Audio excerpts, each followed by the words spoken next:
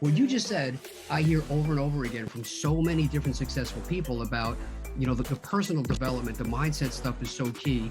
But when you talk to new investors and you tell them it's about mindset and personal development, that's a huge part to the financial success, they don't want to hear it.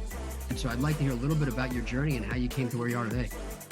Yeah, well, just to touch on what you're talking about, the people, they want the overnight thing, they want the silver bullet, and saying that it's going to take you fucking 10 years and showing up consistently every day, small wins daily. That's not sexy. People want the sexy, they want fast, and it's a process, bro. Like, you can't go from A to Z. You got to go from A to B to C to D. Like, it's a process, and to think that you're going to shortcut or skip through that, there's definitely some cheat codes and some shortcuts, but at the end of the day, you got to do the work.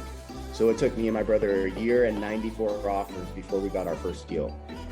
And that's the difference of making it and not making it. Most people aren't going to continue to do that. And knowing what I know now, I would have got a deal a lot faster. But when you're starting from nothing and you're green, we're going to some seminars, we're joining the local RIAs, reading books, trying to go to Home Depot and figure out how much shit costs, and just starting from absolute zero green to getting a deal done.